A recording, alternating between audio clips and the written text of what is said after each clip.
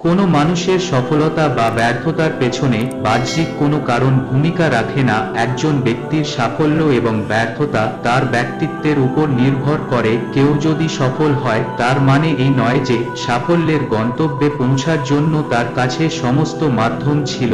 একইভাবে যদি কেউ জীবনে ব্যর্থ হয় তাহলে তার মানে এই নয় যে তার উপায়ের অভাব ছিল বা পরিস্থিতি অনুকূলে ছিল না। কিছু মানুষ মাধ্যম থাকা সত্ত্বেও ব্যর্থ হচ্ছে, আবার কিছু মানুষ কোনো মাধ্যম না থাকা সত্ত্বেও সাফল্য অর্জন করছে।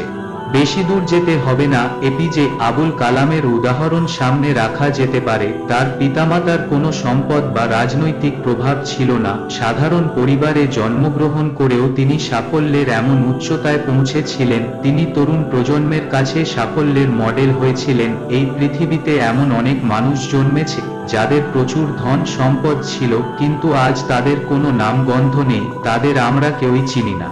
মোদ্দা কথা হলো, যারা সফল হতে চায় তারা কোনো না কোনো উপায় খুঁজে বের করে। তারা প্রতিকূল পরিস্থিতিকে তাদের অনুকূলে আনার চেষ্টা করে। তারা অভিযোগ করে না, কিন্তু চেষ্টা করে। যারা তাদের ব্যর্থতাকে মানসিকভাবে মেনে নেয় তারা অভিযোগ করে। যদি সাফল্যের চেতনা হৃদয়ে থাকে তবে আমরা সাফল্যের উপায় খুঁজব।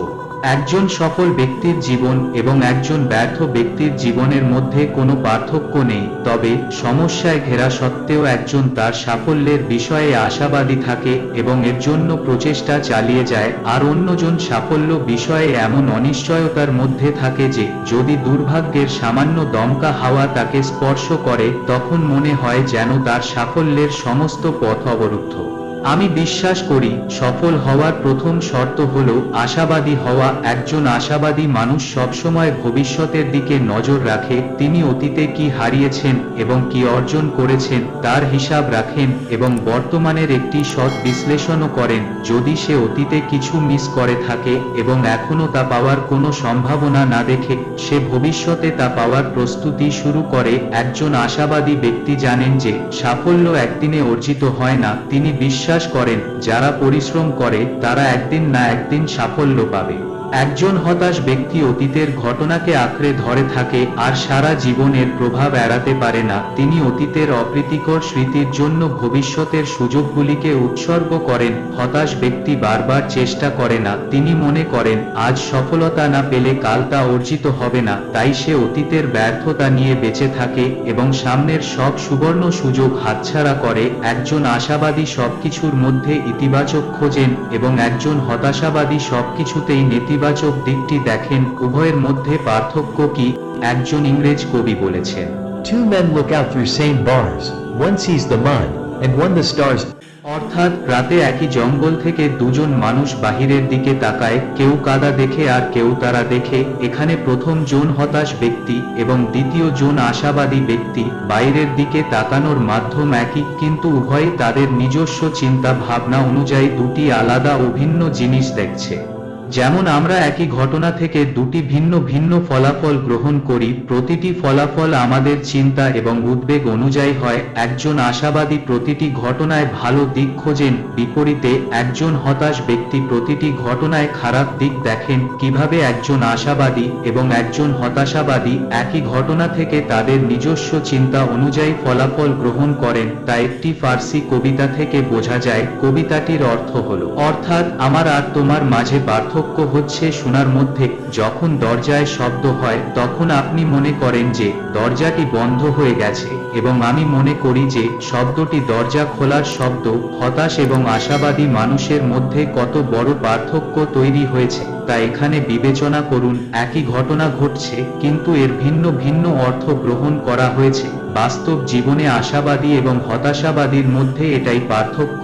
কোনো ঘটনা বা দুর্ঘটনাই একজন ব্যক্তির অগ্রগতির যাত্রা থামাতে পারে না।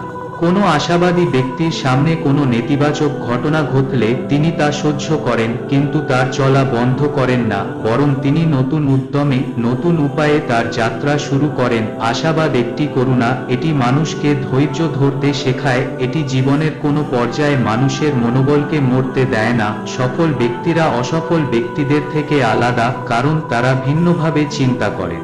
তাদের কাজের ধরন আলাদা, তারা সময় ও পরিস্থিতি অনুযায়ী তাদের কৌশল তৈরি করে। হতাশা একটি বিপদ। একজন হতাশ মানুষ তার জীবনের গাড়ি একই রাস্তায় চালাতে থাকে, পথে কোনো বাধা পড়লে সে সেখানে বসে বাধার জন্য কাঁদতে থাকে।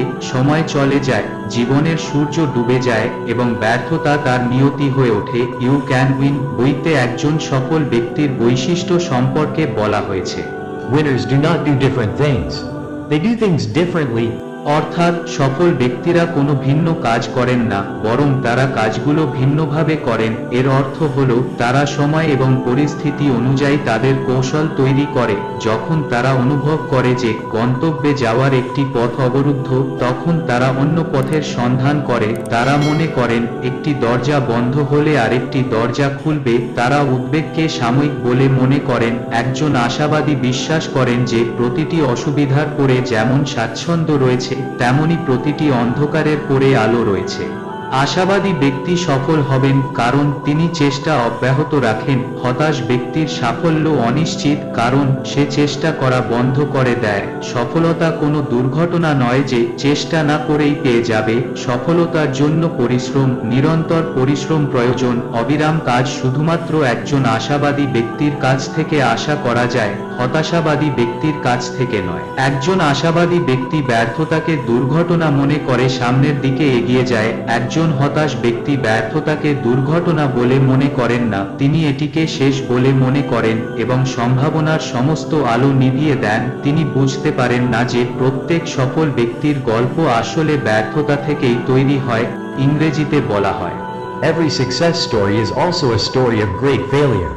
আমাদের মন এতই শক্তিশালী যে ইচ্ছা করলে প্রতিকূল পরিস্থিতিকে অনুকূলে পরিবর্তন করতে পারে। যে কোনো কর্মের রূপরেখা তৈরি হয় আমাদের মনে।